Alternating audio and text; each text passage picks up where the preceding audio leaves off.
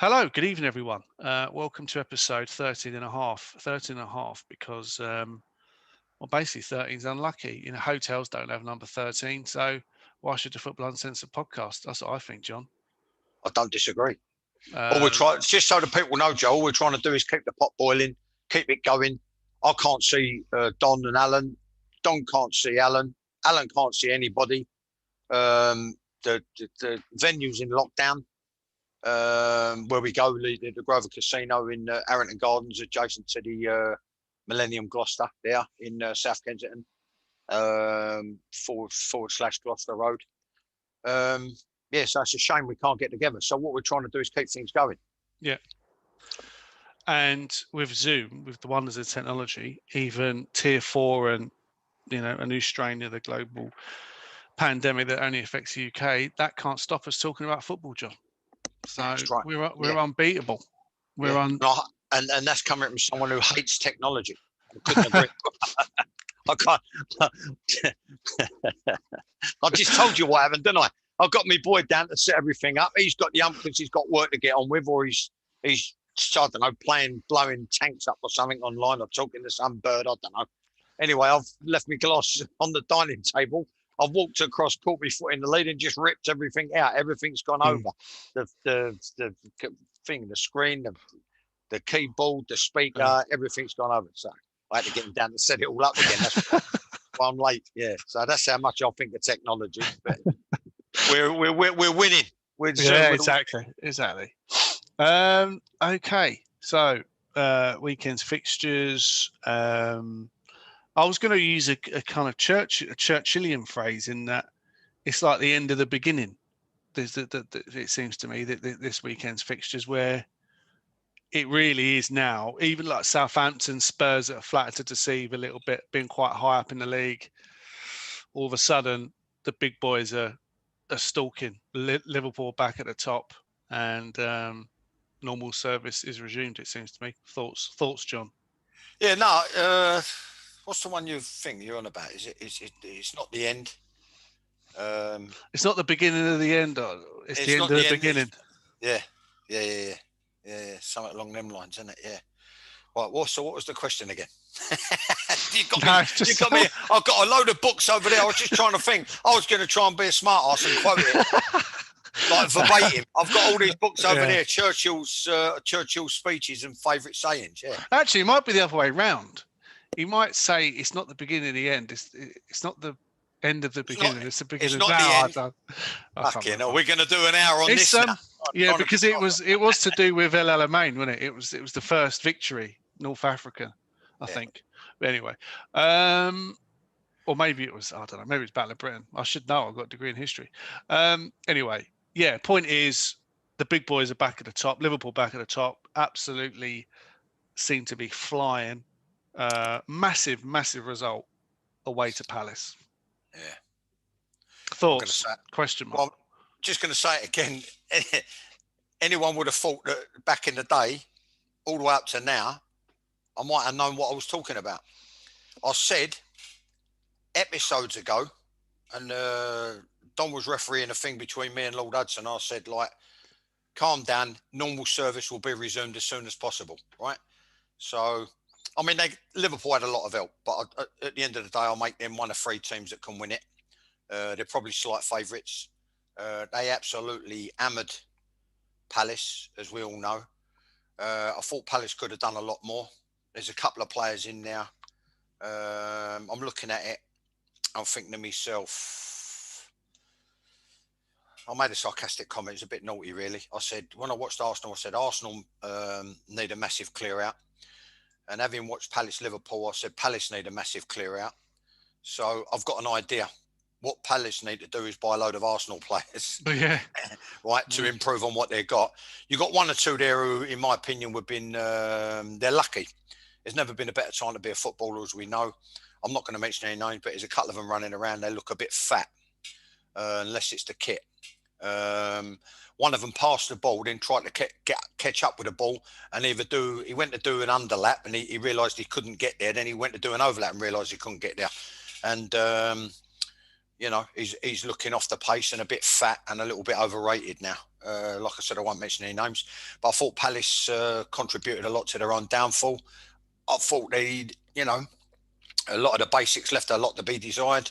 There were big gaps between players, big gaps between units within the side. They got pulled all over the place, and then they capitulated.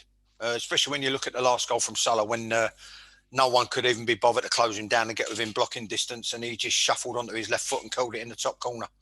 But they look awesome right now. Liverpool. I was going to say, how much is that down to just Liverpool being absolutely purring?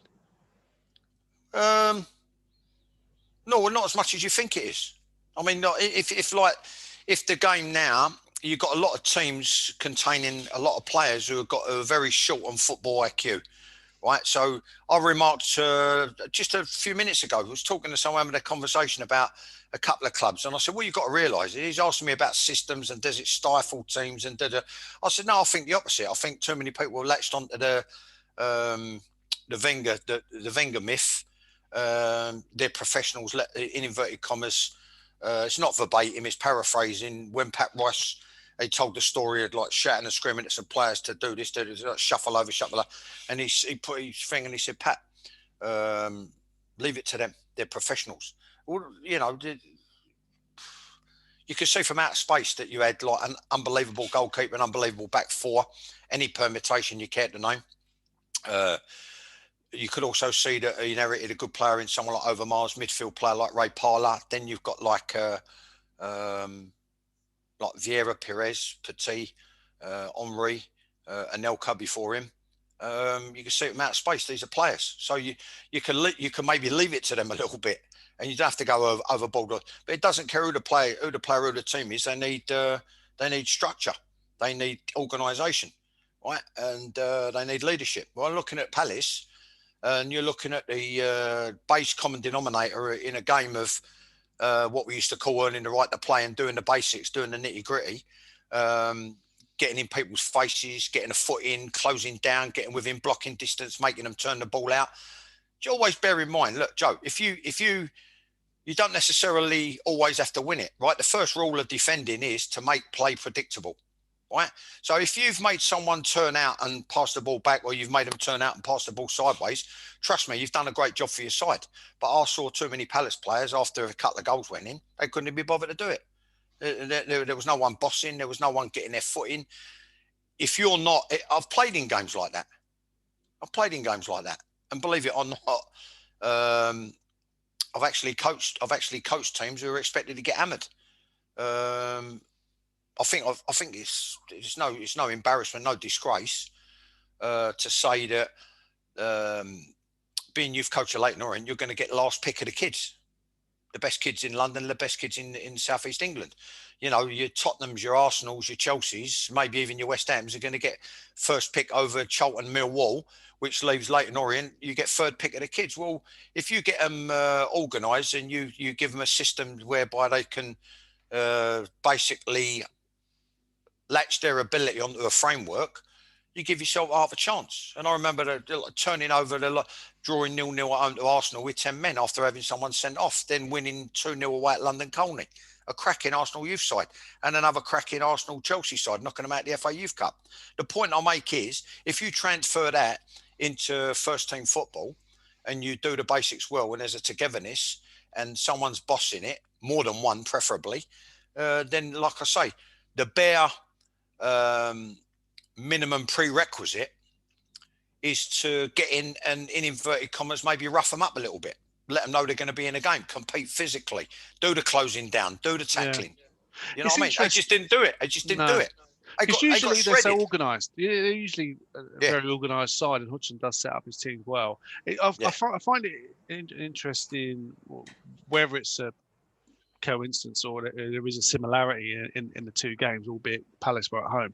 But Burnley are similar in the sense that they're very well organised, or I know they've been struggling of late, but usually organises them very well and they have a real solid structure. Yeah. They got absolutely turned over by Man City. At Man City, lost 5. They haven't actually lost by anywhere near that margin, Burnley, all season, but they got completely and utterly destroyed by Man City. He wasn't even in great form. Just wonder if, I don't know, it's just interesting how some of these teams that are very traditionally, usually very organised, come up against a team that has such unbelievable movement that can just be, it's almost like a fissure, like as in FISSURE, like an earthquake. It goes into the system, it just completely fragments it. I don't know if Listen, that's all right, listen. because it's so good. Yeah, we spoke about City when it happened. Sorry, beg your pardon, Burnley when it happened. Burnley, They played City 3 times. They lost by the same scoreline 3 times. Yeah. And I said to you, I remember getting one absolute hammering, a trouncing with my youth team, it was like against Spurs. And I said, that ain't fucking happening again. Right. So what you do, you've got to go with different tactics and set the team up differently to make the game, even if it's a non-event, to turn the game ugly, to be drag them down to your level. Well, yeah, mate, you got to make the game. You got to be hard to beat. You got to be well set up, and you got to be difficult to play against.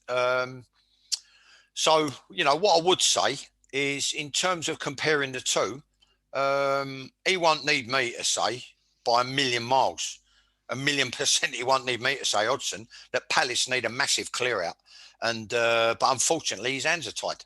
I think.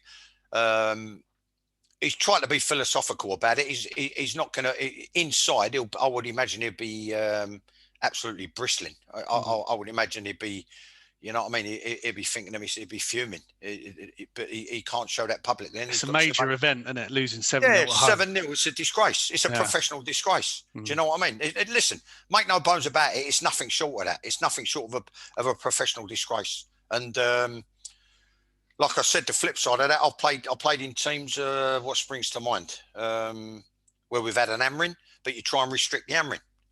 One of only 2 times I've been back to Stamford Bridge was with Gillingham in the League Cup. The other time was my 60th birthday last year. We got beat 4-0. So what you're trying to do is damage limitation. Didn't do bad for 60, just losing 4-0. The other time. You know what I mean? I'd give a body part to do it again. But then the flip side of that was Spurs in the League Cup, but unfortunately it was over 2 legs. But we got in amongst them. The geezer up front, Paul Shinners, bashed them about a little bit. Graham Roberts and Paul Miller, who I come across him the other day after so many years not seeing each other. We beat them 2-0 at home. But like I say, unfortunately, it was over 2 legs. We got hammered.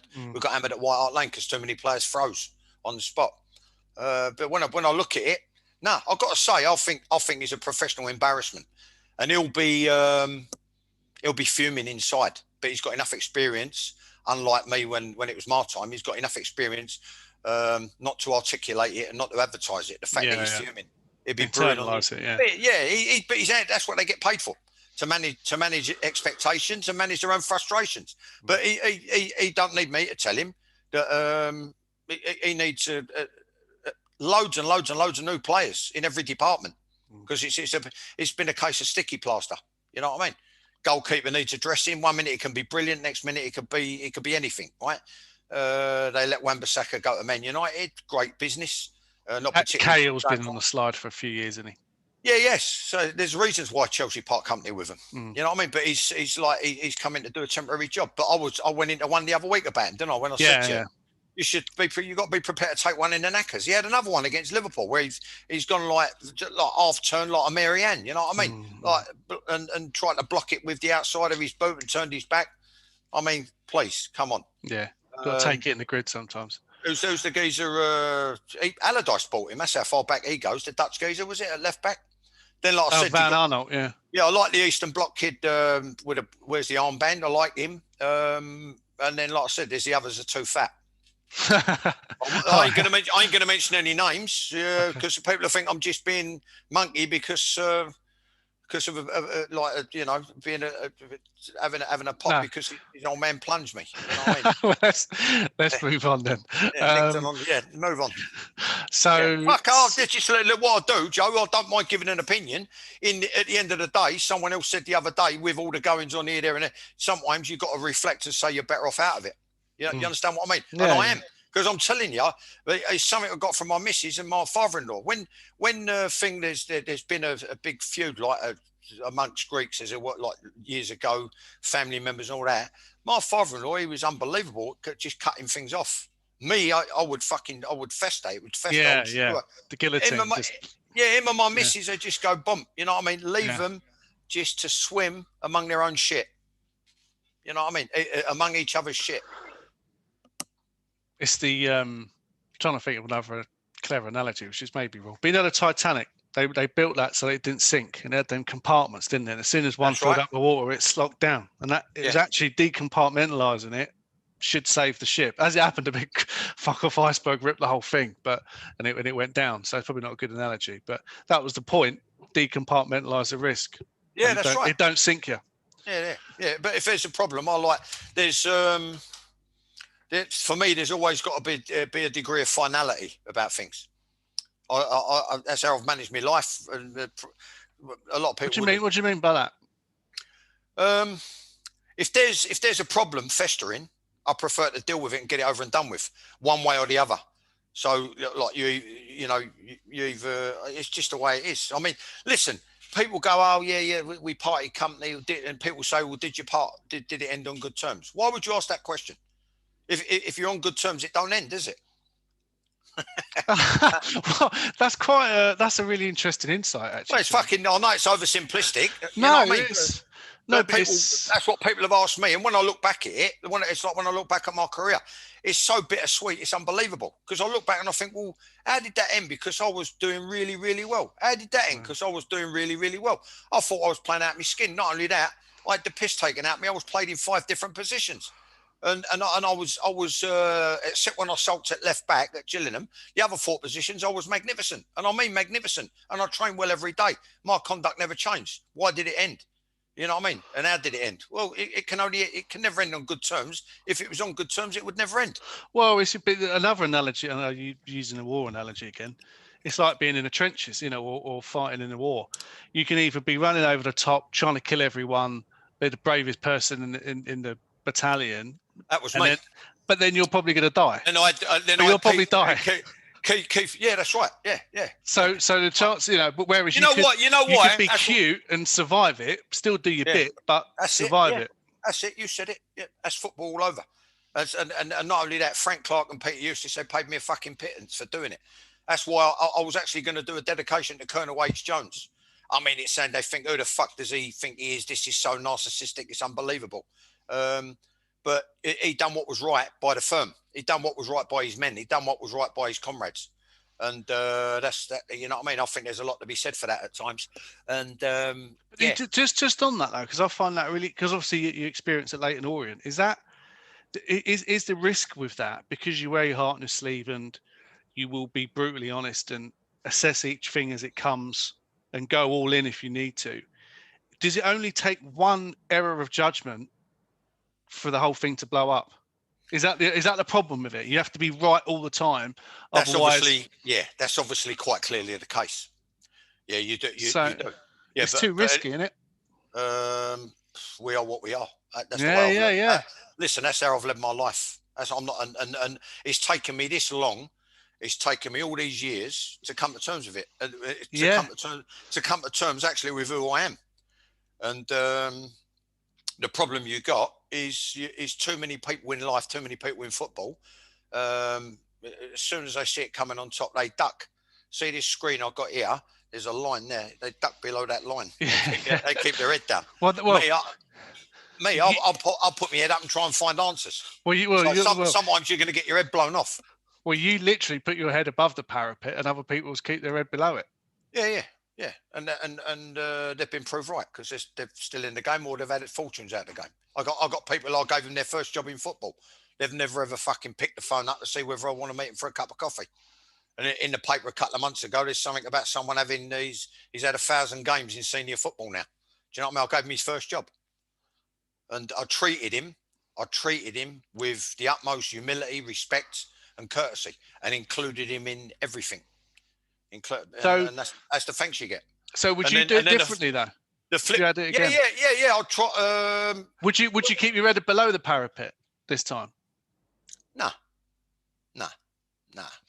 At the end of the day, in this life, there are leaders and there are followers, and you know, you tend to find that the people who are followers, the sheep, they tend to be like I come across, cowards.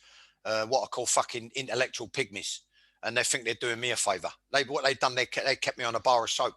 I was probably one of the best signings of. We're going off fucking point again. No, but it's interesting to talk about. We can. Yeah, someone like gloss over Peacock. the fixtures. Yeah, I mean, I've done everything for him. You know what I mean? In the end, he ruined a good thing. And that's my opinion. You know what I mean? And he ruined what was a good relationship. I actually love playing for him. And then you think to yourself, what have I done here? He brings in the centre back who made me look like Valerie Boltsoff, fucking turned in instalments. Keith Oakes from Newport, and he brought in Joe Innigan, who played in the other position, or one of the other three positions that I played in, and he was a raspberry with cruciate knee ligaments. He had to build his quads up every day, and he wore glasses because he was short-sighted. So you think, well, I've travelled up from North London. He's a pro footballer. Yeah. I'm thinking, what have I done wrong here? And I became like, I went from automatic first team player to peripheral, and he didn't even have the guts to face me and say, look, I'm going to give you a free transfer. Where I ended up at Leyton Orient. Then you got to Leyton Orient, and then I got Frank Clark. It's fucking laughable. I'm thinking to myself, I was so humble and so shy and so quiet. He says, I'll take a punt on you. Right, for a couple of £100 a week, I'll take a punt on you. I should have said to him, you've just had 2 successive relegations. I'm fucking the one taking a punt on you. Do you know what I mean? Yeah. And then I ended up becoming one of the best signings of his career. And he got me for fucking buttons, peanuts. I was on the same money for 4 years. When you add it to Gillingham, I was on the same money for 8 years. That's a massive part of your career, isn't it? Yeah. Of course it is. It was a disgrace. I should have gone. I should have tested the water, and then if I never got the answers I wanted, I should have just gone, knocked on my brother's door and said, right, from now on, I'm working with you, and become a multi-millionaire out of the construction game. Do you know what I mean? I should have just said fuck football. But it's like I've said, and I promise you, I'm giving you in-depth knowledge here, especially with lower division managers. Right? It's not a career choice; it's a lifestyle choice.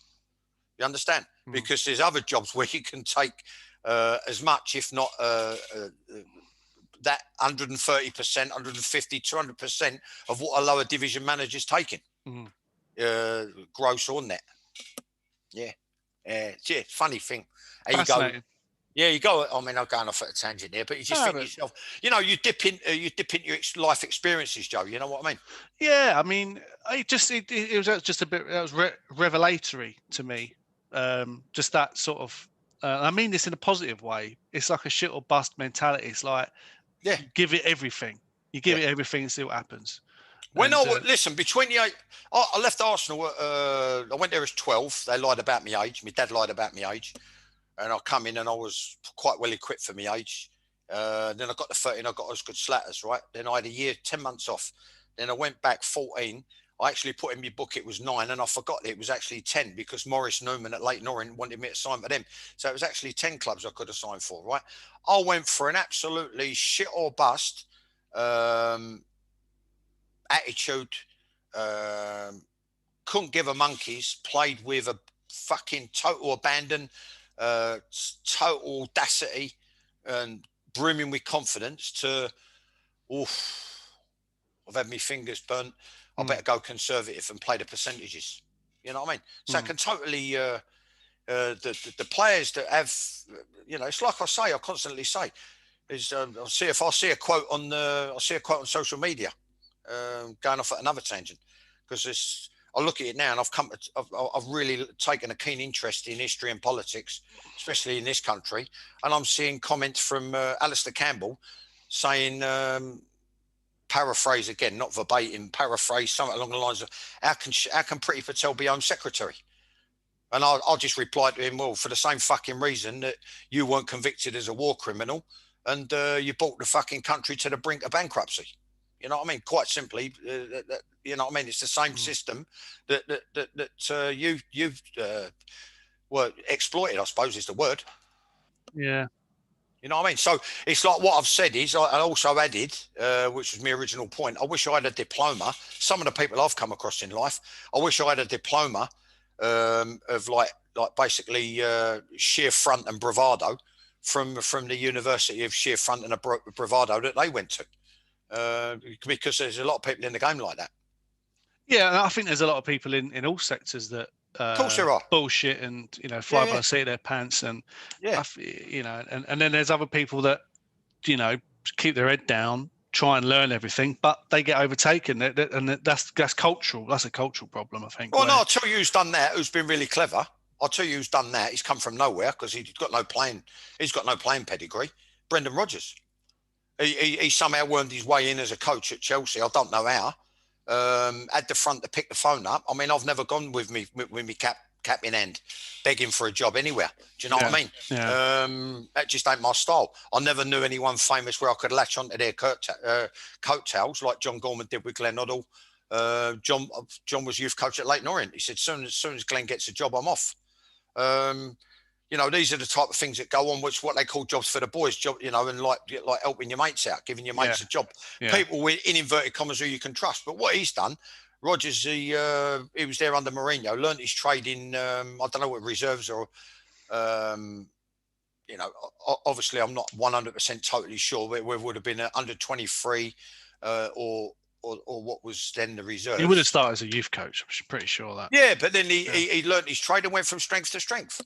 And took jobs at the right time, like. Yeah, I mean, he made a cut. He made 3 diabolical rickets that never get mentioned. That's Reading, Watford, and then snatching defeat from the jaws of victory at Liverpool. Forget the fucking Gerrard slip.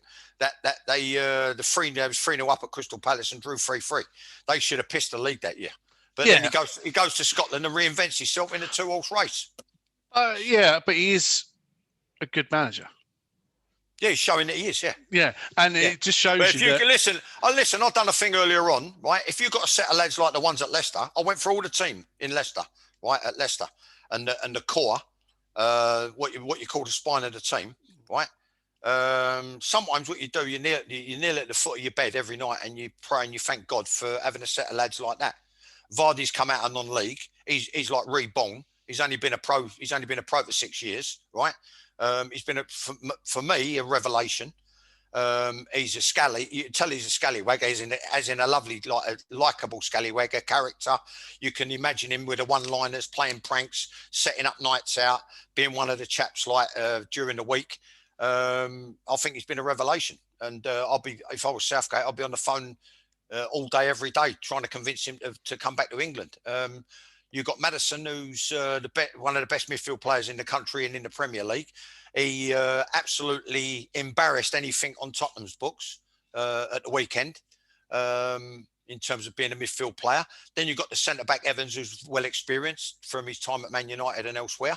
And then you've got the French kid they've got who's 19. What's a player he's going to be? And he looks already. And then you've got a decent 7 out of 10 every week, Schmeichel in goal. So there's the spine of your team.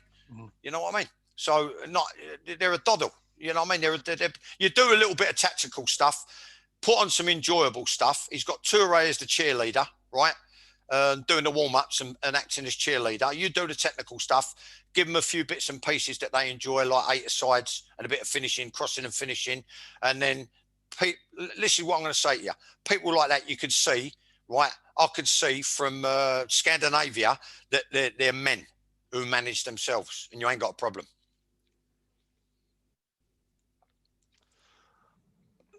Southampton and Manchester City was a interesting game.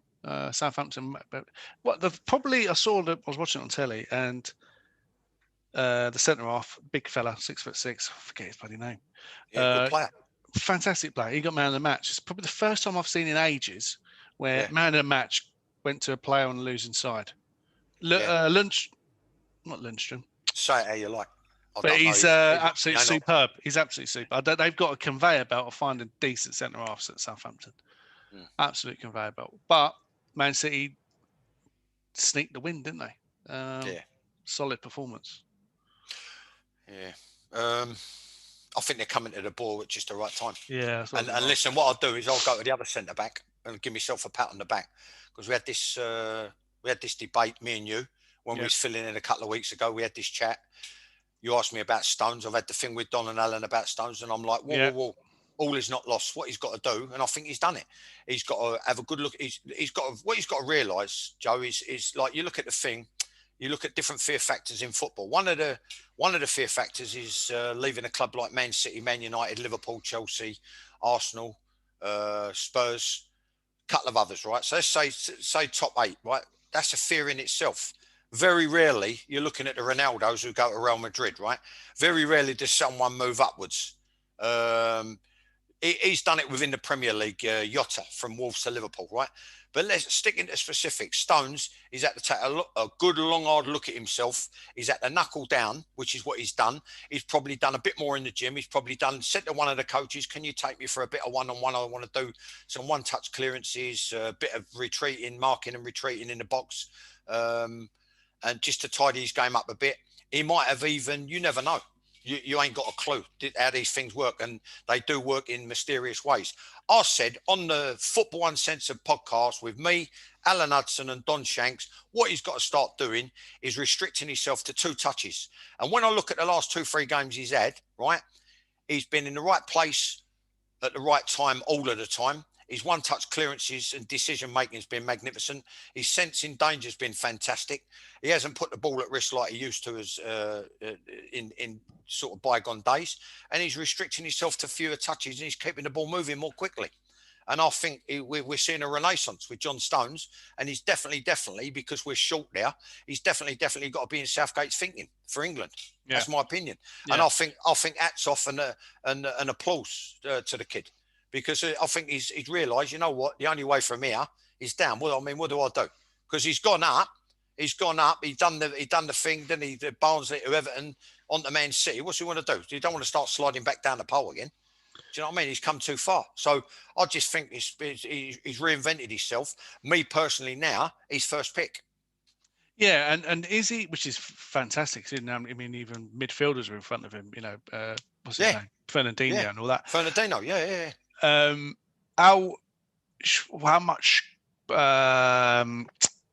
praise should be heaped on Guardiola for managing him like that as well? Do you think? Well, it might not have been Guardiola. It might have been one of his assistants. It might have been Brian Kidd. If I'm their number 2, I'm going to talk to guys. I'll say to Guardiola, this is what I'll say, right? I'll go to Guardiola. I'll say I'm going to take him for 20 minutes every afternoon on his own, half hour.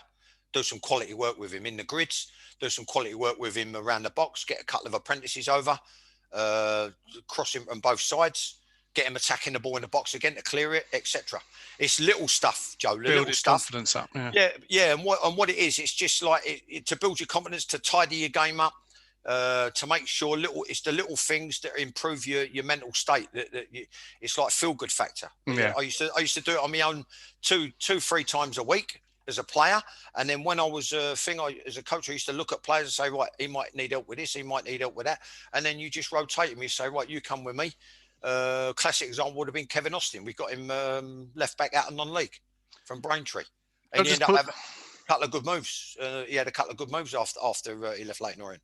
Just going back to what you were saying there, when you was a player, you used to sort of coach yourself, or you used to think, I need to work on this and go away and do that yourself. That's interesting. That's interesting. Yeah. And it's about getting on top of the little things to give you that feel good factor. So if your timing's out and you're heading, you spend an afternoon. I used to do skipping, and then I'd have a ball hanging in the stand. It's just like boom, boom, and it's just about the takeoff. And really, for someone who's barely over 6 foot, I was very, very dominant in the air, very against people bigger than me. Yeah, there's only a couple of people I can think of where I had a bit of a line-up. You know what I mean? Where there was hard work.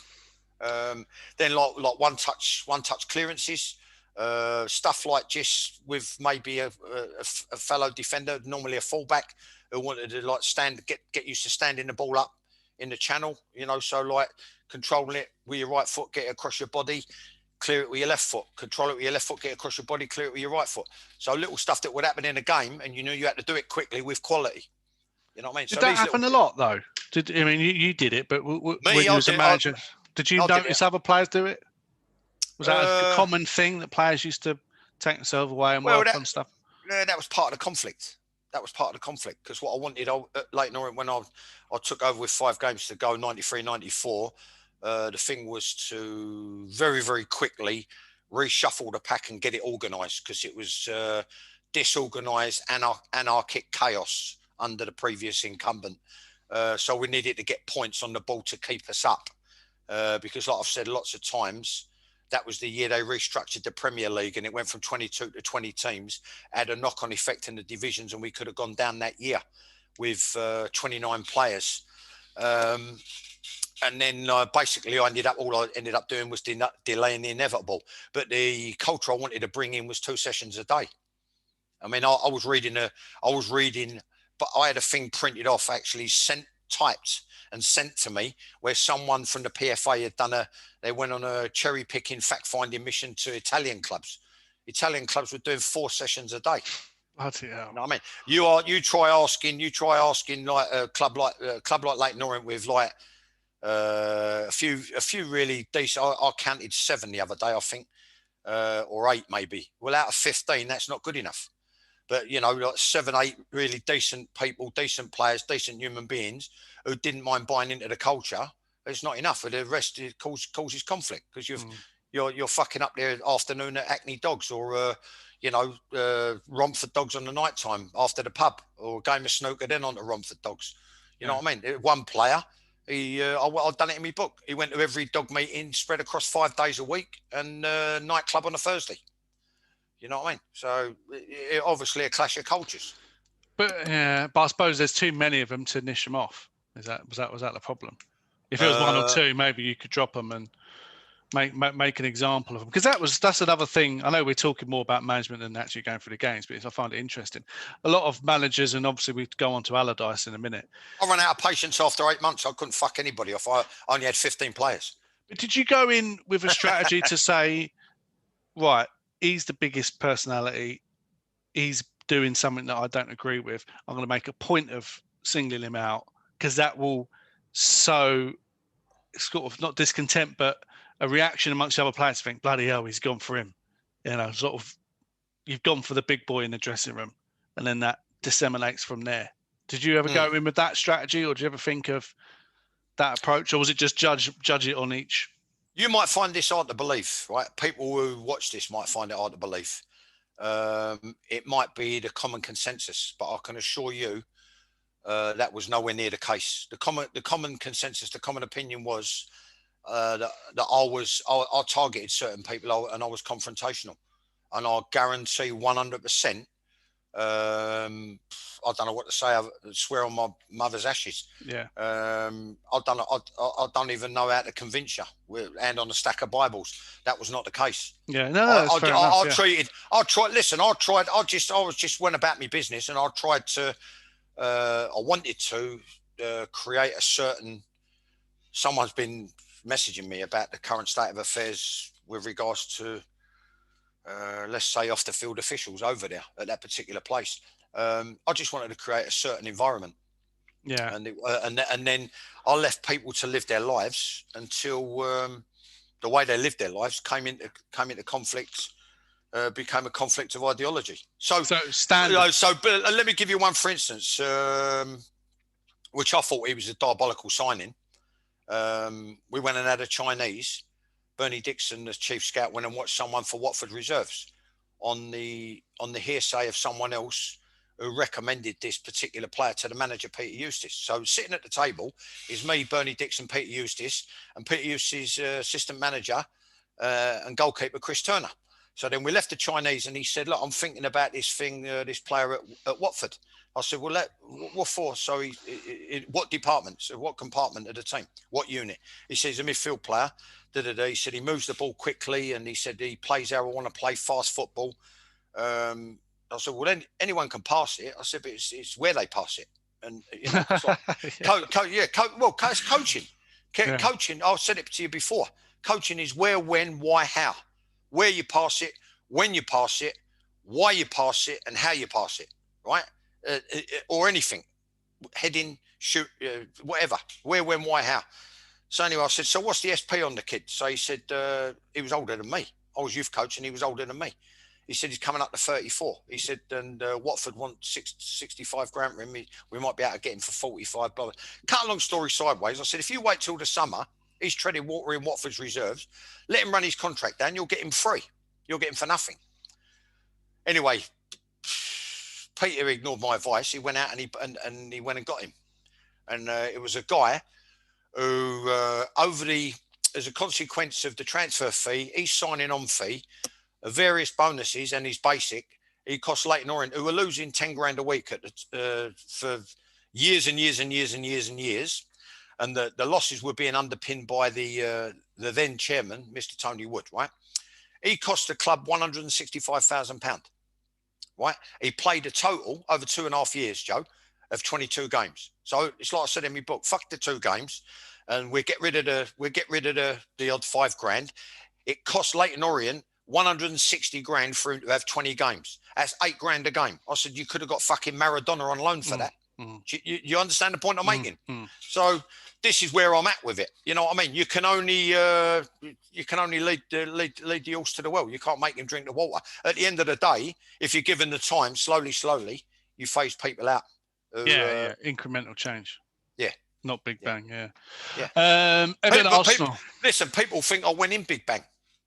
But I'm all about the incremental change. You know what I mean? The only big bang I went in with was the trying to organise the first team, who weren't used to being organised. It was all off the cuff. Well, the thing, I mean, you know a million times more about it than me, but my perception is the only problem was it was filmed.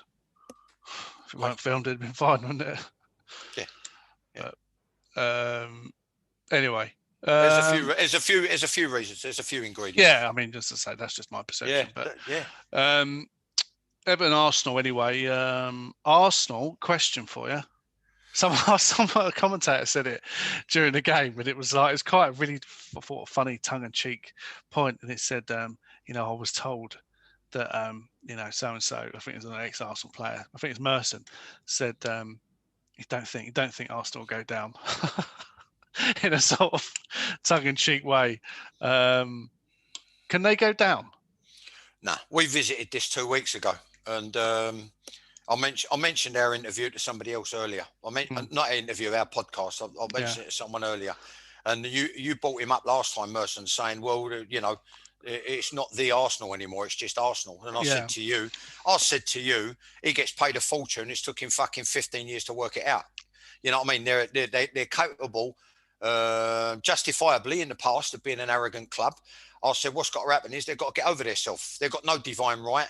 They've got a chairman who's not really renowned for spending money. When they do spend money, this is my opinion, I think there's signings been made pre-Arteta and during Arteta, and Arteta's not the one who signed off on them, which leads me to believe that's why you've got, as a consequence, the revolving door behind the scenes of this, I don't know what it was, director of football or technical director leaving and someone else taking their place. Then the technical director left and someone else has taken their place. Exactly what I said to you 2 weeks ago on this very podcast, and it's actually 2 weeks to the day, right? I said to you, I don't think the problem is Arteta. I think the problem is above Arteta, and I think the problem is below Arteta. Okay. And I've been proved bang on the money. Okay. And people are going on about Captain Hindsight, right? And you know what I said? Let me tell you what I said, Joe, because this is it. So I'm going Bertie Big Bollocks now, right? The only time I use hindsight is to confirm my foresight. You got me? Yeah. That's the strapline for this podcast, defo. Well, that's what I'm saying to you. There's the problems. There's too many. You're looking at Everton, right? Ancelotti, by his own admission, he comes in. His style of management, he doesn't disturb things too much. A great purchase in James Rodriguez, right? They've got a fairly decent side. So the sort of 7 out of 10 group of players. The staff are obviously doing a magnificent job. The one that he's probably, I don't know if he's still there, the one that Joey Barton ridiculed on the touchline when he took over as caretaker. You've got Duncan Ferguson. He's reinvented Calvert-Lewin, who looks a proper handful.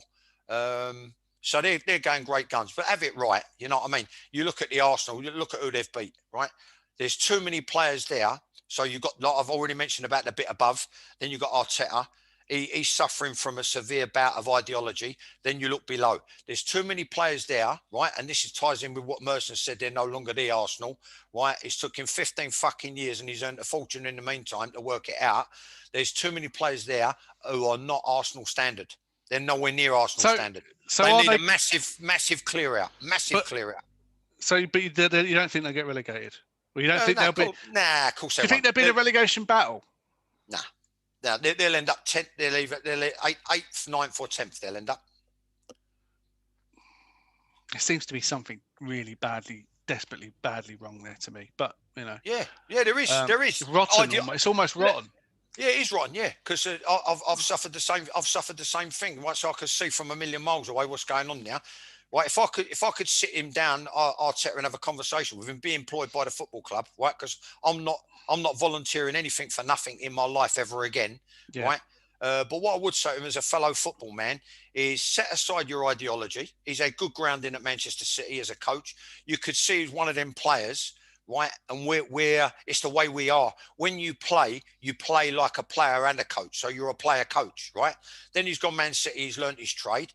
But then he's come away thinking, I'd like to play like that. Well, sorry, right? You've got like one of the best coaches supposedly in the world who's been backed with the GDP of a nation, part of the GDP of a nation. My last count, if you get all the defenders as a collective and the goalkeeper, so maybe 6 defenders, they've spent something like $250 million on the back four alone, right? But I'm sorry, Arsenal ain't got the players to play the way that you saw Manchester City play when you was there as a coach. So he's suffering from massive ideology. What they've got to do, I could go through the team for you. To me, this is for me. Goalkeeper, right? The guy, he looks like a fantastic human being and a fantastic goalkeeper, right? Solid. Tierney. It's like I said to you 2 weeks ago, the formation's wrong, right?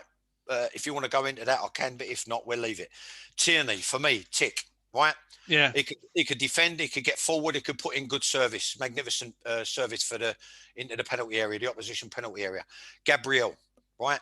A lot to work with. He's got height, he's got pace, he's got power.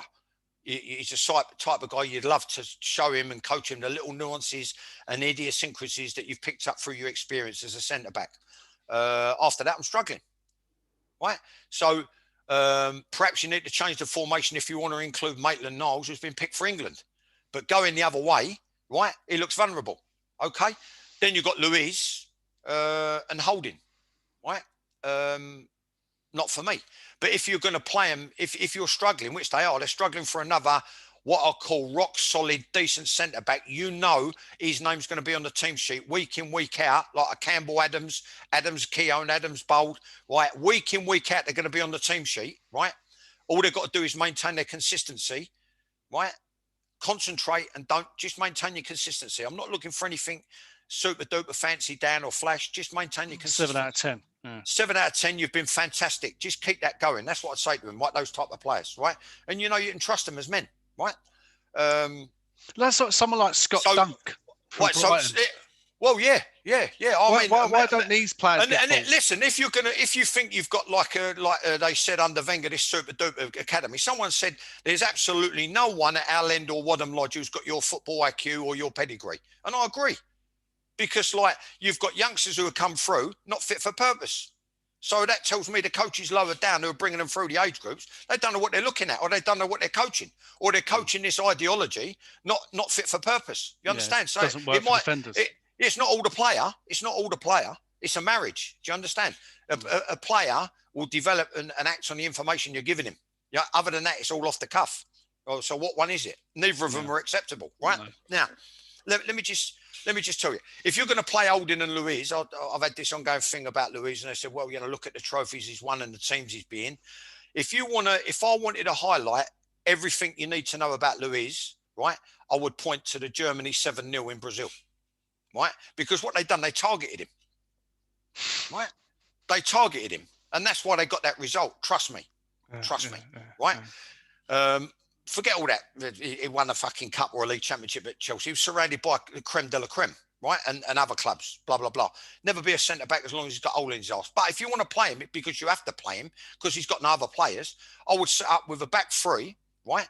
And then, then it's your final decision that could cost you your job.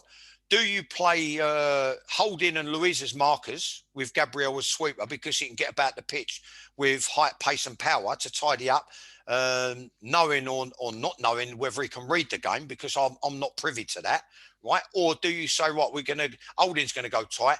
Gabriel don't read the game particularly well, so he's got to go tight. And we'll play Luiz as the spare man. But Luiz hasn't got the athleticism to get around and cover the grass. Right, so the point I'm making is you need Maitland-Niles pushed on, and you need Tierney pushed on, knowing that they can retreat into a back five when we lose the ball. But they're going to supply crosses, because someone's saying to me today, Aubameyang's world class. And I said, well, in your opinion, he's world class. In my opinion, he's nowhere near world class. But if you want to say we'll have to agree to disagree. If you think he's world class, right, that's fine. But at the moment, it's a waste of time and completely pointless in being world class if he's not getting a supply of crosses or service into the box, is it? No, that's not the way Arsenal play. Well, yeah, but does that make sense? What I've just said? Yeah, it makes sense. You could be world class, but if you're going to be up there scratching your ass because you ain't had a touch of the ball, what good is you being on the football field, right? Yeah. So what I said to the geezer earlier is, then I'm looking in midfield, right? Someone, Artson dug out Willian. Right, so I've gone back to Artson and I've gone, well, that's lazy, totally lazy.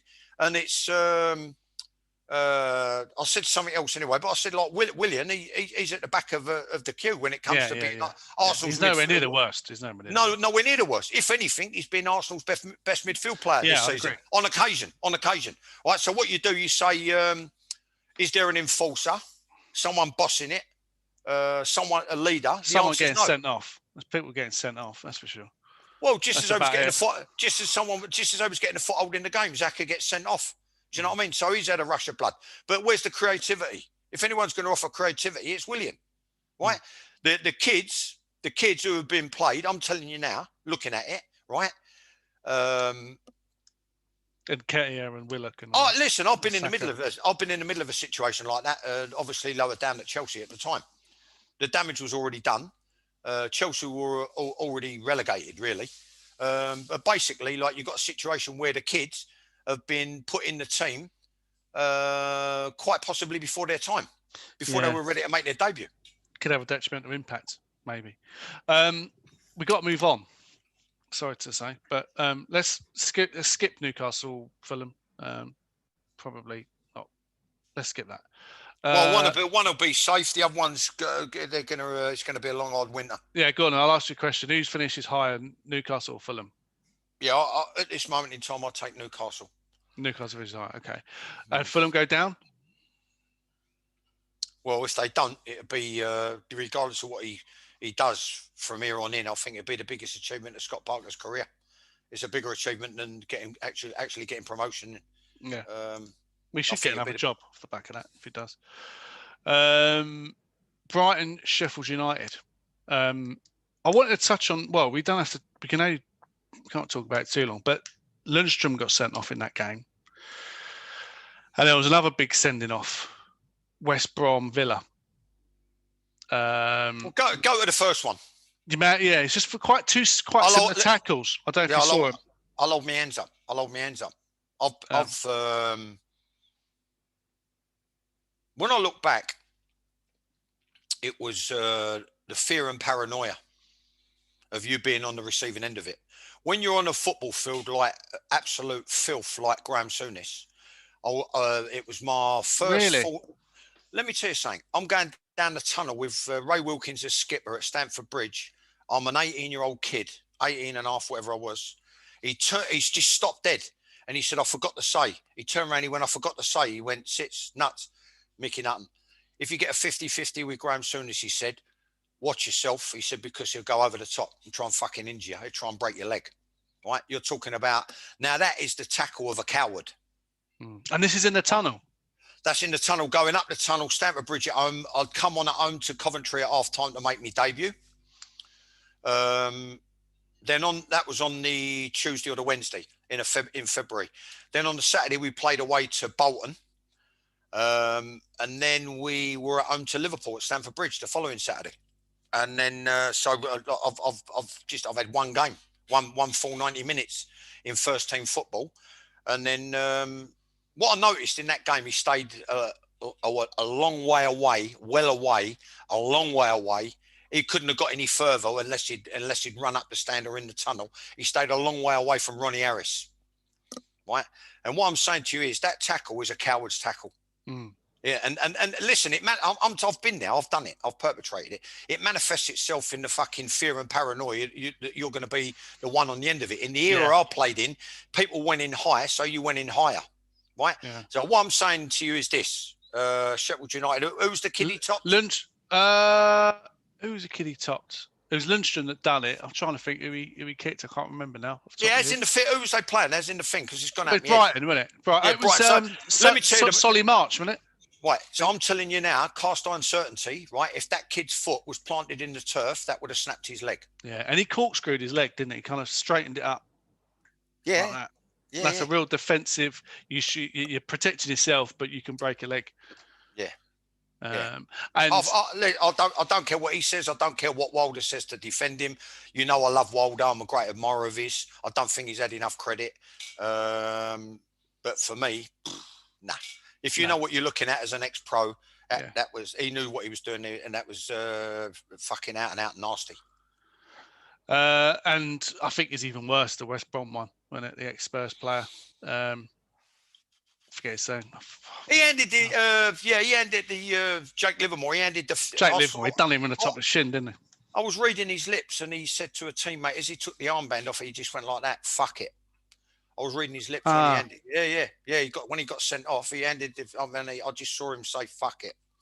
Yeah. So I don't know where he's coming from there. He's had his problems off the field. Cool. Yeah, that's an interesting one, isn't it? Yeah. First game with Allardyce as a manager, it's not really what you want to be doing, is it? To impress the manager. I'll tell you what it is. It was in retaliation for coming off second best. So again, I can see where he's coming from. He's got the rush of blood. He's gone, I'm not having that. Because what happened was earlier on, there was literally 2 yards away. It was a little bit of argy-bargy, and there was he was competing for a loose ball with somebody, and someone's put in a fair, got his body in. They used to call it a shoulder charge, right? So he's got his body in, and they've had a tussle. He's come off second best, and then the ball's gone bump, bump.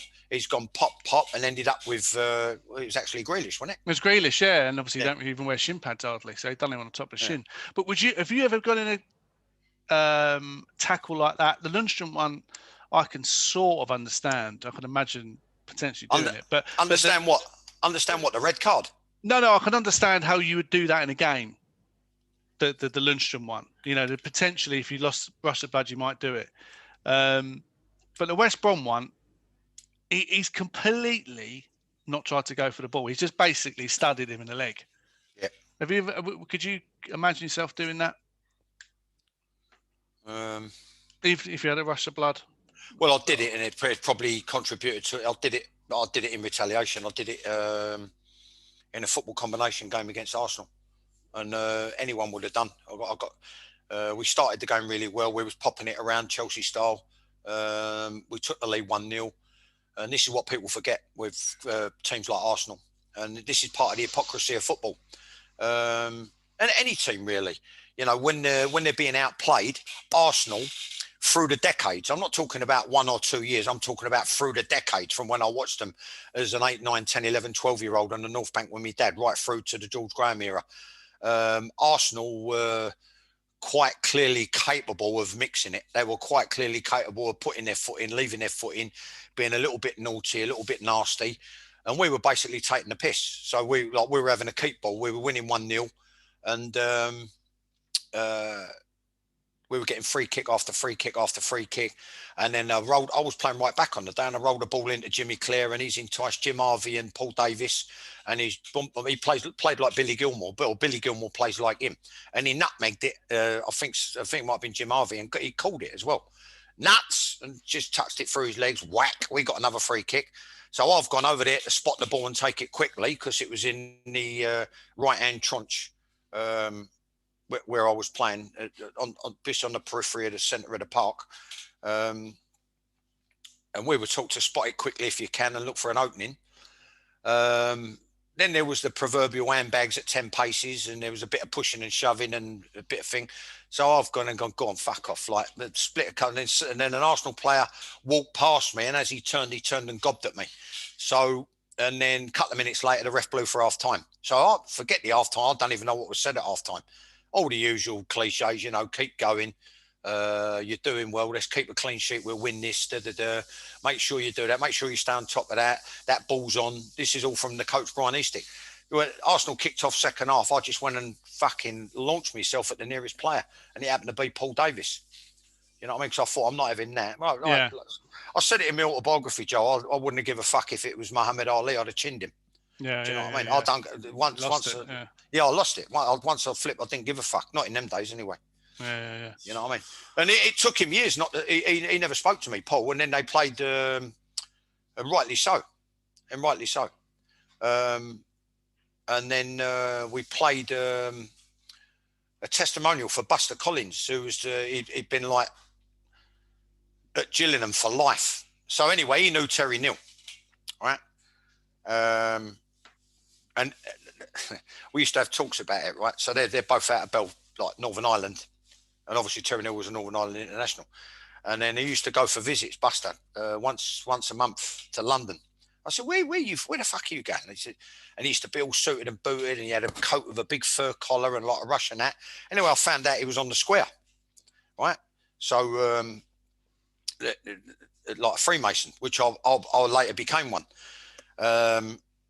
Anyway, probably where he knew Terry from, I don't know. But anyway, they arranged a thing at Gillingham at Priestfield for him to have a testimonial.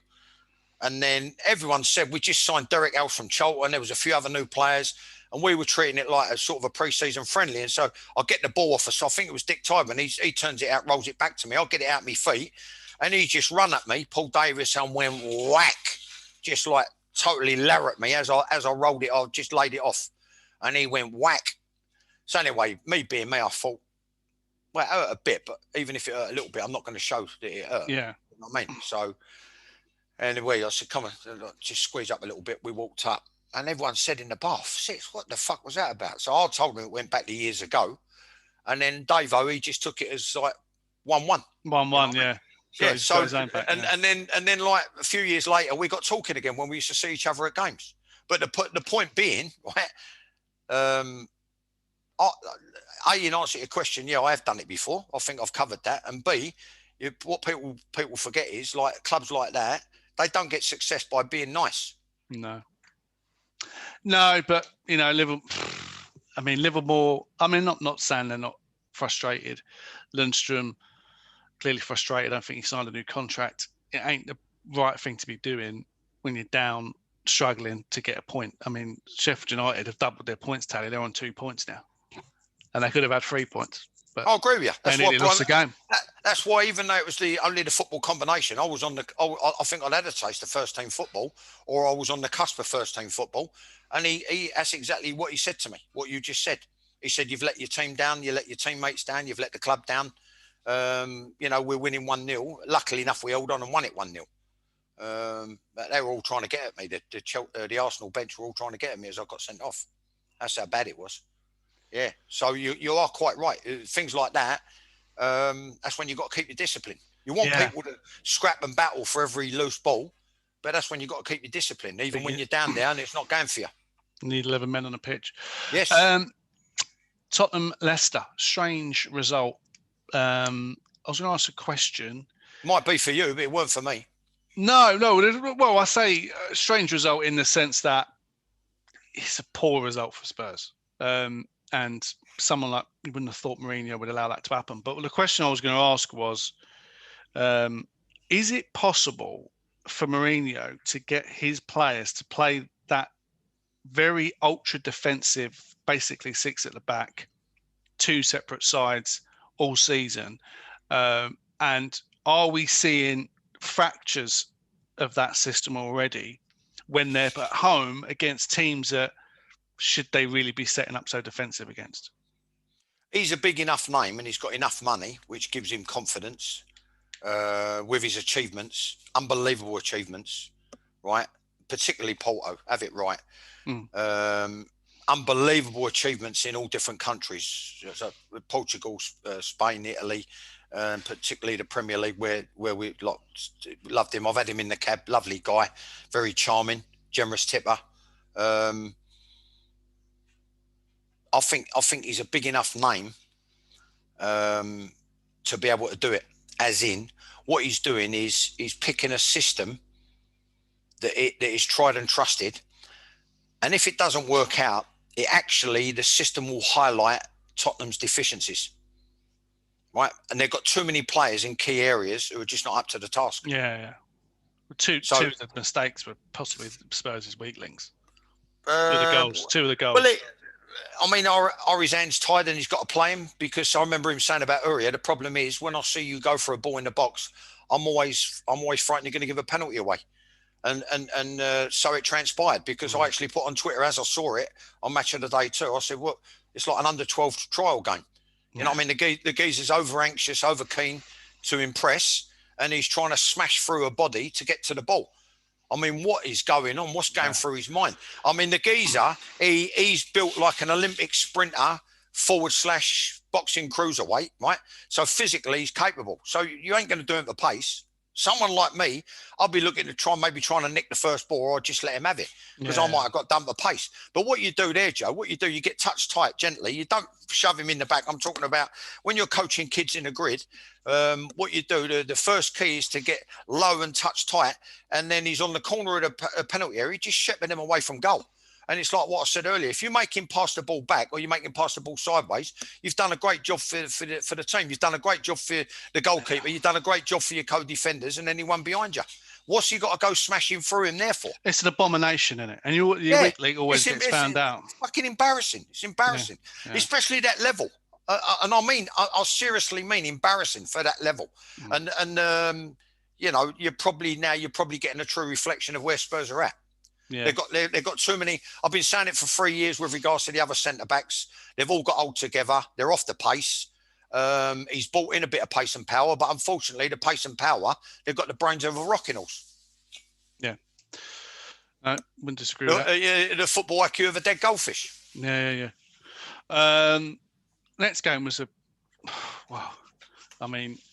Leeds, Man United. Obviously, Man United won 6-2. Are Leeds naive, or are they admirable?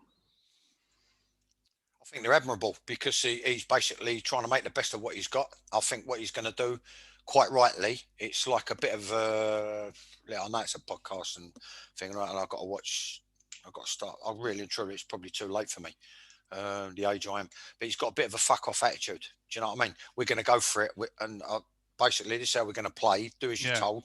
This is how we're set up. It looks like he don't suffer idiots. He looks like a serial killer, doesn't he? It looks like he's got people locked in his basement when you look at him. Do you know what I mean? Yeah, he certainly don't seem to be flustered, does he? You know, he's got his way of playing, and that's it. You can see him. I could picture him looking straight through a player if a player questions him. Do you know what I mean? Yeah. Dead eye. Yeah, he's got this thing. He's got this thing where ultimately during a passage of play, there'll be like 5 on or in advance of the ball, and 4 to 5 behind the ball. You understand? It's like he's playing the game in 2 sections. So what he's saying is we're going to go for it. Yeah, so I think it's admirable. I don't think they'll have a problem staying up. No. But they've had some proper hammerings, haven't they? Some proper hammerings. So it's like I said, it is exciting, yeah. But I said to you, it's what I said to the Don and Lord Hudson. I said, they're going on about him. He keeps going on about him, Hudson. I said to him, I've got a question here. We're getting beat like 6-2, 6 something, 7 something. The other, I said, he's conceded 13 goals in his first 2 games or first 3 games. If you're as good as everyone says you are, then you get it right at both ends.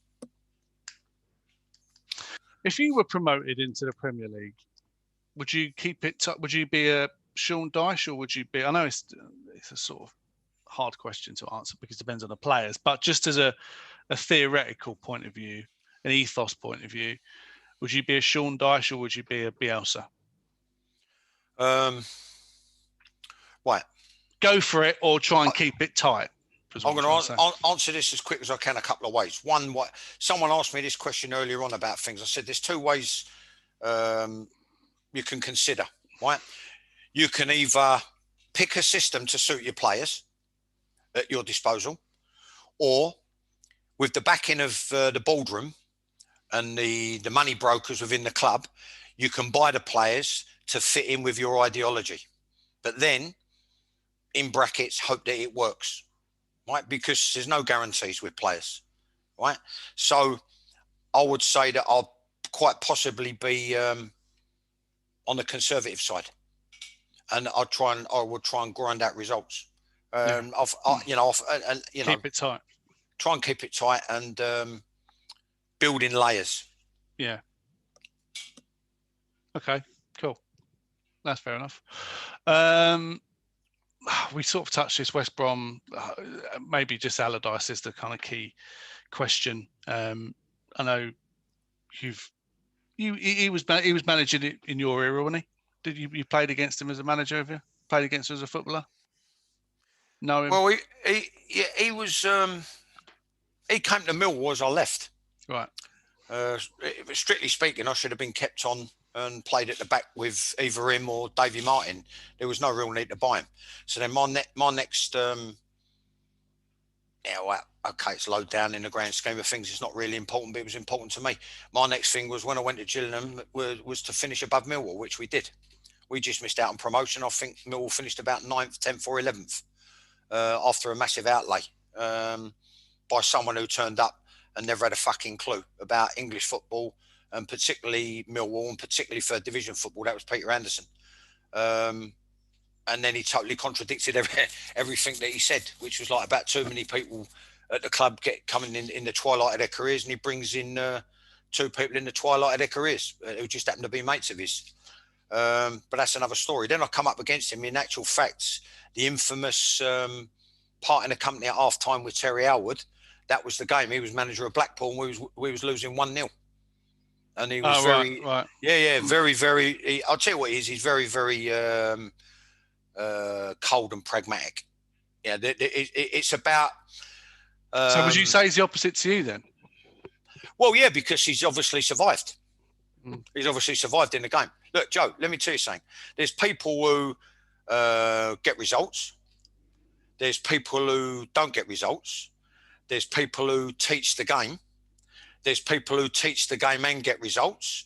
Then there's people like me who teach the game and couldn't get results. Right? So they're the five categories of coach or manager. He's the one that he could get results. He weren't necessarily going to be one. He's not going to advance the game. Everyone reveres people like Howard Wilkinson and Graham Taylor, and rightly so, at their respective clubs, and Dave Bassett, because they achieved success, but they set the game back 35 years. That's my true belief. That's what I honestly believe, and that's my honest take on it. As someone who was in football, knows football, watched football, was a student of football, and at the end of the day, he's in that niche, and it's made him a multi-millionaire because he keeps getting called back for more because he can grind out results. But I happen to agree with Danny Murphy, not with this team. With this team. I was going to say, is he bitten off more than he can chew? Unless the board do with him what they wouldn't do for Slaven Bilic. Now, a friend of mine who said you're better off out of it. He's had his money out of the game. I meet him socially. He's a West Ham man. So he likes Slav, right? He said Slav's had his money out of the game, and he was very damning in his take on it on Twitter. Big Des. Anyway, he basically said that you're better off not dealing with people like that. I won't say what he called them, but he said you're better off not dealing with people like that. You can't have a situation where people above you are expecting you, because I've been through it, they're expecting you to sort the club out from top to bottom, organise the club, structure it, get every unit right, every team right, youth team, under 23s, academy, reserves, first team, whatever, right? But then they've got the final say on whether or not you can bring players in, whether they can afford to, like in my case, couldn't afford to bring players in, right? But what they've done with Bilic, they sold a centre-back that he wanted to keep. He went to somewhere in the Middle East, and he said, what's going on? What's going on? I can't have this, right? You're selling players over my head, right? So the flip side of that, with his reputation, right? And apparently he's got a 7-figure bonus to keep him up. Allardyce might have gone in and said, I want a guarantee written into my contract, right? And believe me, this goes on, that there'll be X amount of pounds minimum investment in the January transfer window, right? This is the bonus I want for keeping this up, which is allegedly 7 figures, right? And I want it written into my contract that no player can be bought or sold without me giving it the green light. You understand? Someone of that reputation, someone of that status, might well have that written into his contract. Trust me. Trust me. Yeah. So that could be the difference. That could be the difference, right? That could be the difference. So what I'm saying, Joe, if he gets a chance to spend and speculate and get loads of players in on loan, because it's like I've said, my little joke now on the Uncensored podcast of previous weeks, right? It's a team that could not score on a stag night in a brothel in Amsterdam or Bangkok. Right. So having been in the situation, if you can't score at one end and you can't keep clean sheets at the other, what is it but a recipe for disaster? Yeah. I was going to ask you what's his secret sauce.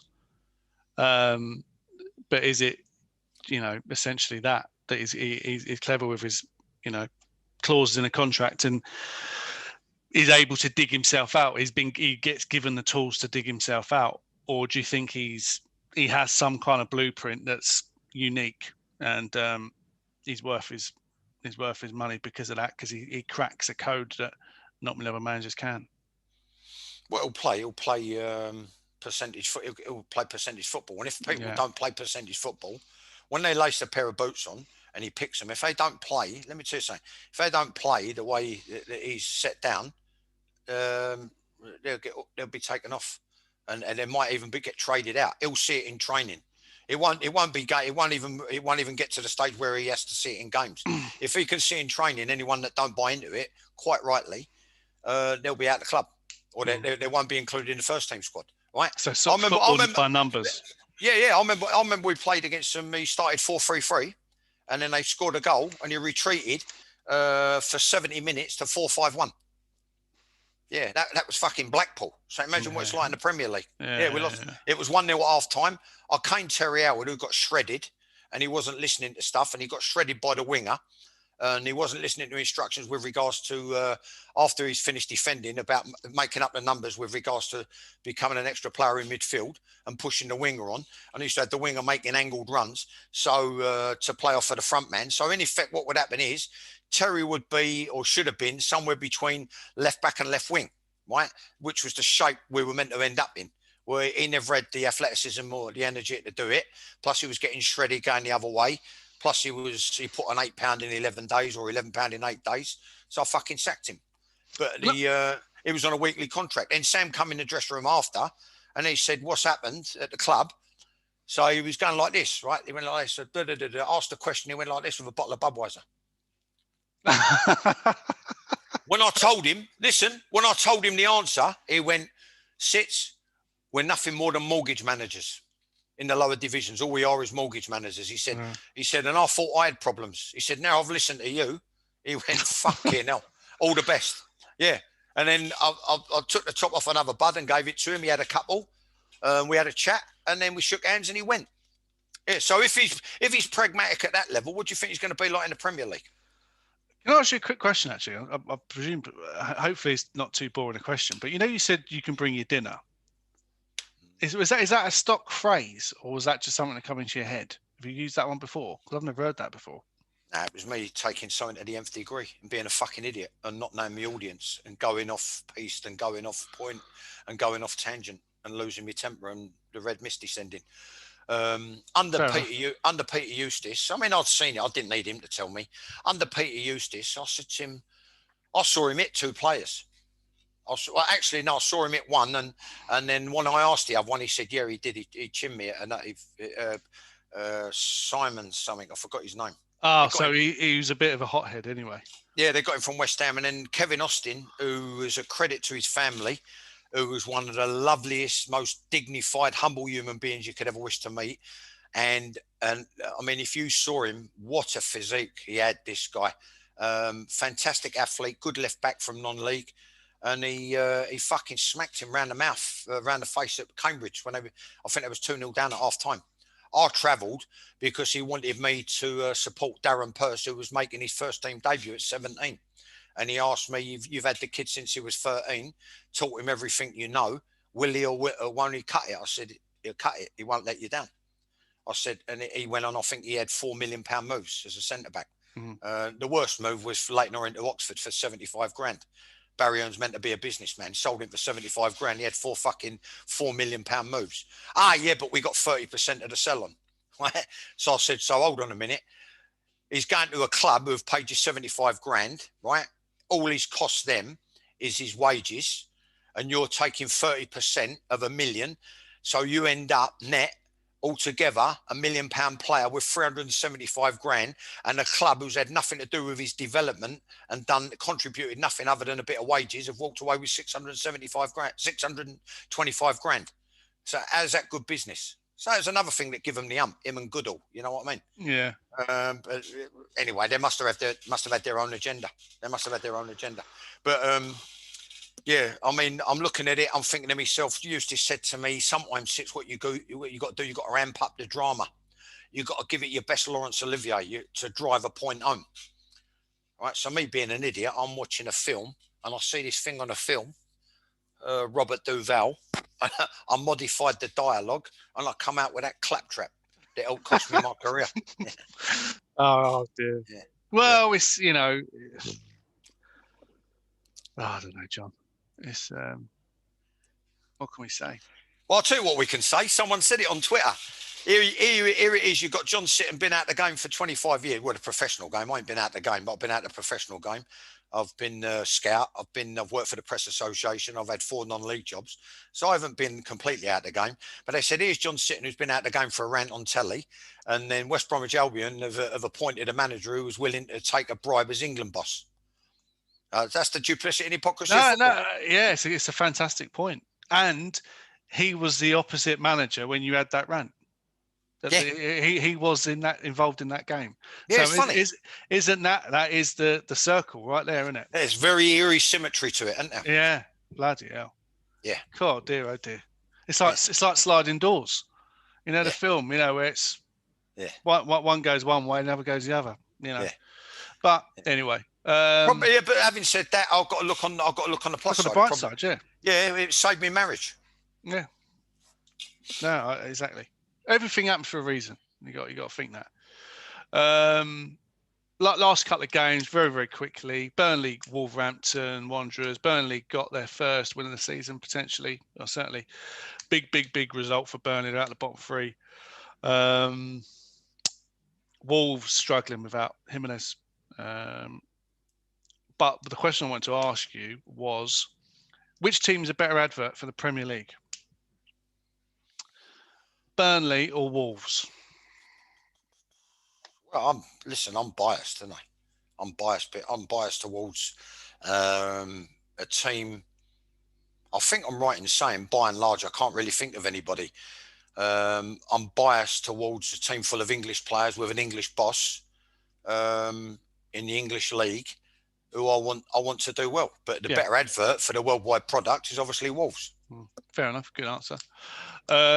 Last game of the weekend, your old team, Chelsea, West Ham. Yeah.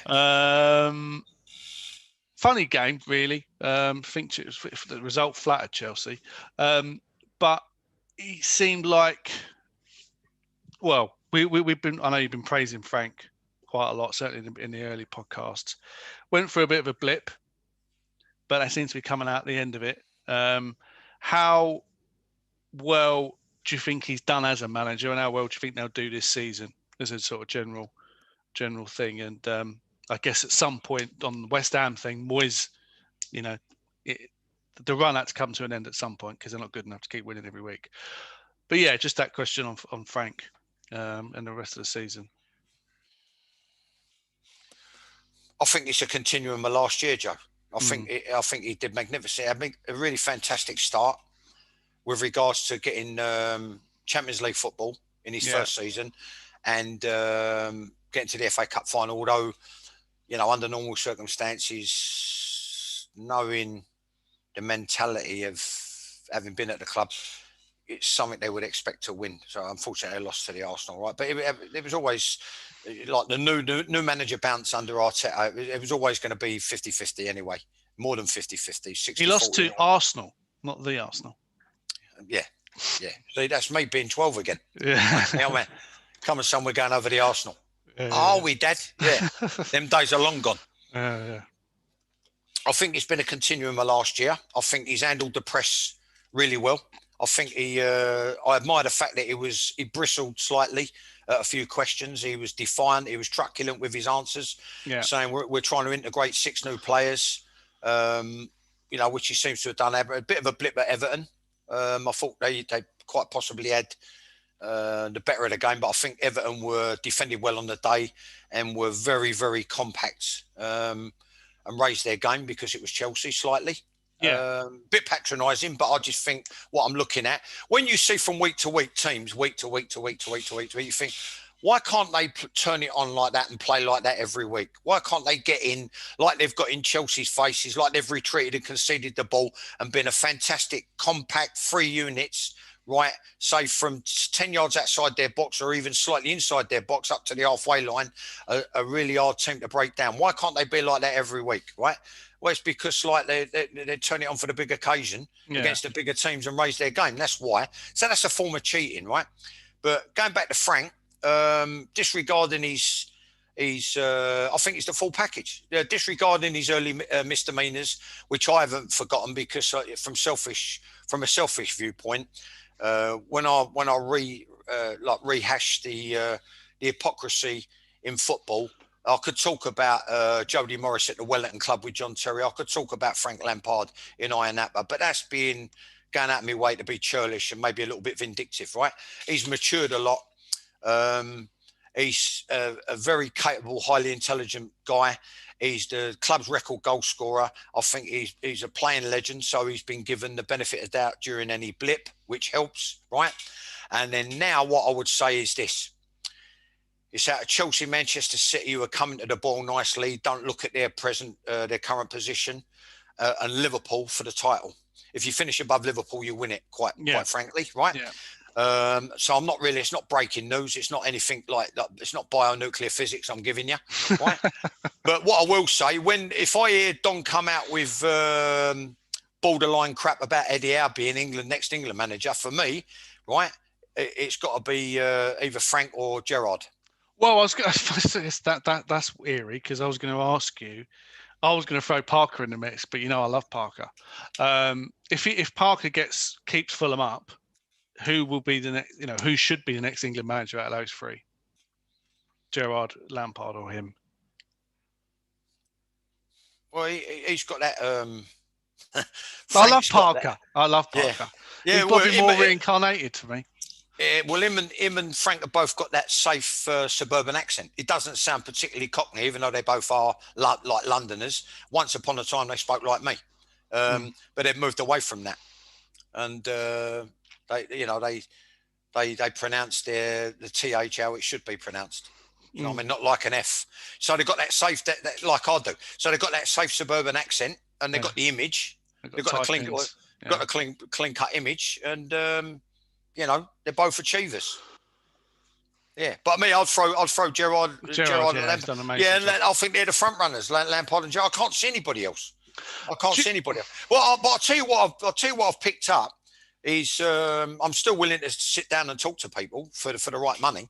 I'm picking up some complete and utter garbage about the concentrating on the less on the coaching. This is like coaches coming through, talking to me, asking for my take on it and my feedback and advice on different coaching aspects by direct message or by email. And they're saying that like they're coming through the qualifications. They tend to be concentrating a lot on the social / mental side aspects of being a footballer, being a player, being a coach, being a this, being a that. What's that about? I don't get it. Yeah. I'll get mental well-being. You know what I mean? I'll get mental well-being, and you could probably it's like a form of infection.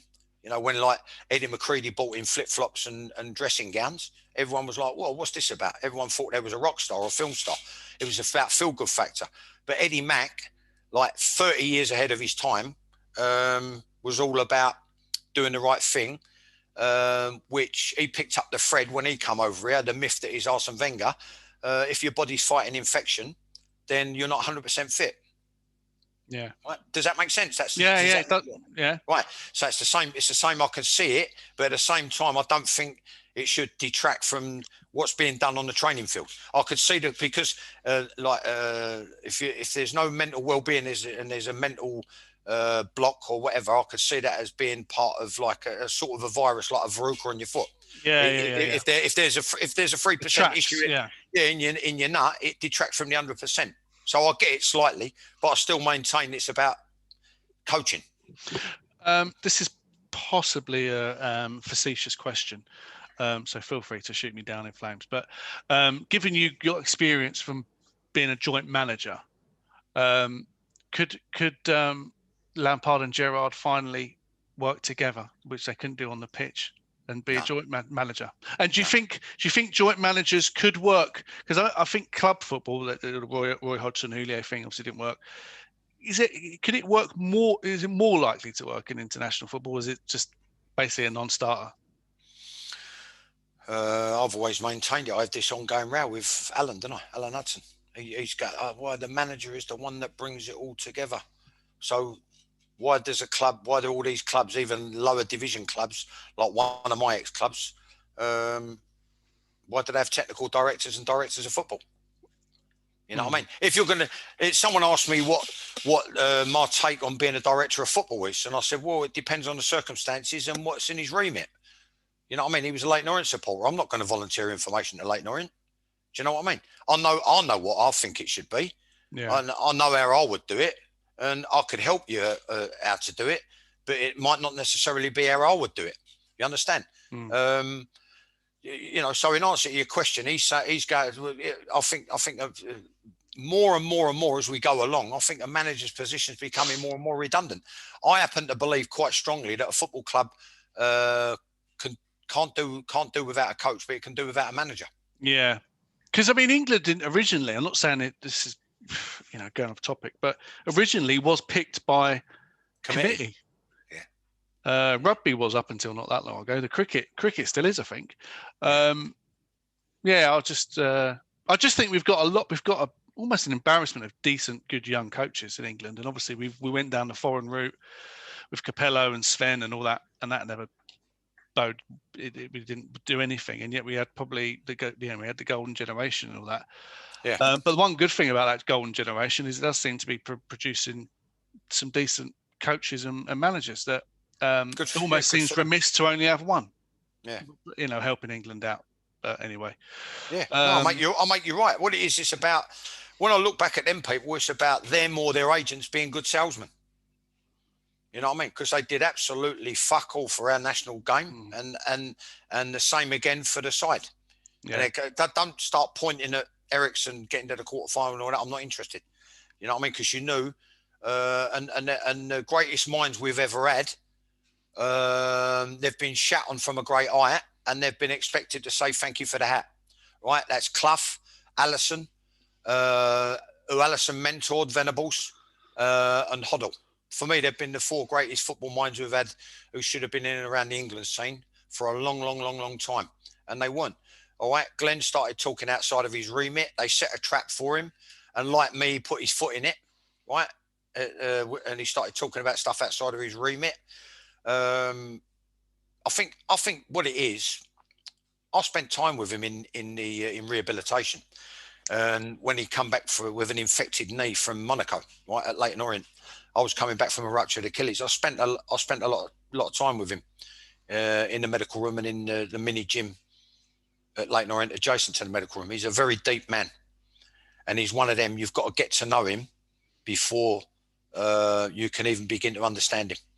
But I think he was massively misunderstood. And like I said, he was only young as well, wasn't he? He was young, and that can be interpreted. I think a lot of them interpreted him. It was like me. I liked it because he was trying to transmit it. Some of the media didn't like his borderline arrogance, so they took a dislike to him. And they set a trap for him, and by doing it, they fucked the national game. But that's media scum for you, and I mean scum. You know what I mean? Self-appointed experts. It's your biggest nightmare. A fucking supporter with a pen, or these days a supporter with a laptop, right? But then before that, Venables, because I'm picking up on what you said here. No, fair enough. Yeah.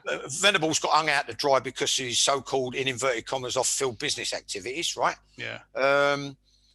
And then he had a court case pending. And then what they do, they appoint someone like Ericsson, who's we know the cacophony of off-field shit that he bought with him.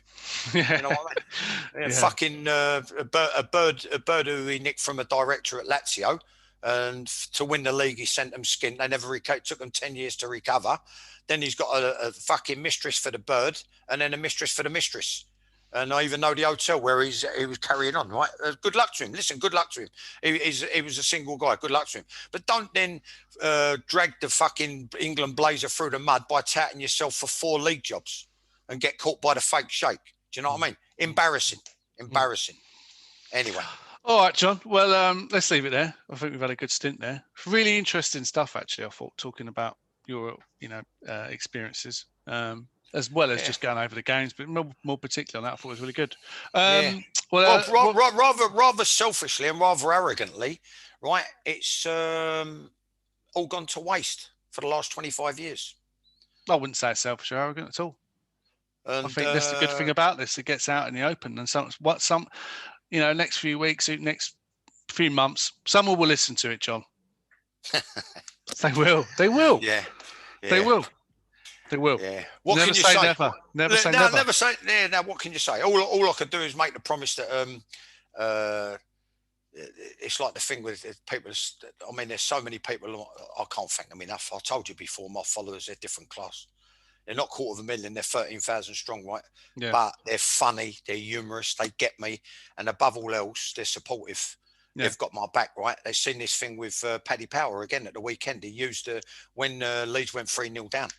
And they'd done the film with me, and they said, this is Bielsa's translator at half-time at Old Trafford, right? And it was me in the Blackpool game that we just spoke about. Yeah. The only thing I could promise is I wouldn't be, if someone gave me a job, I wouldn't betray them, and I wouldn't let them down by effing and jeffing. You know what I mean? But the bottom line is, I think for too long now it's gone to waste. Because what happens is, Joe, right? You're going to find this, right?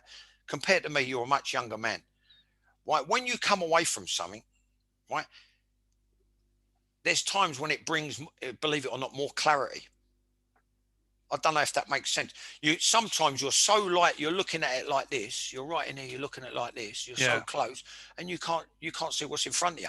What happens is when you come away from it, it can actually bring a sort of clarity to what's gone on, what's going on. Perspective, and what's happening. Yeah. I mean, so that's where advisors and mentors are so useful and powerful. Yeah, well, I think of the people I could have helped. I'll put it in volume 1 of my book. It's an arrogant assumption, but when football went like that to me, I basically went out and reinvented myself, and I was taking as much as any lower division manager by being a black cab driver. So I went like that to football, and I was jogging on very nicely. Thank you.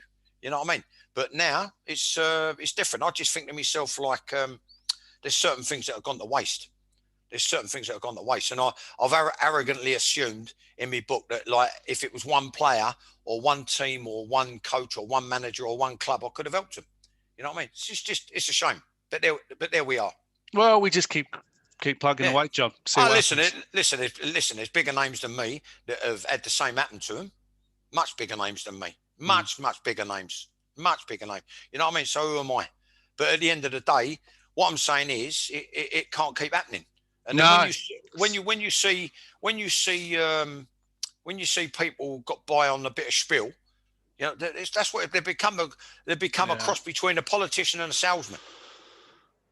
Yeah, it must be horrendously frustrating because all that knowledge and expertise just gets sucked out of the game, and there's a lot of proponents, like you say, charlatans there that are talking the talk, but actually underneath it, there's nothing there.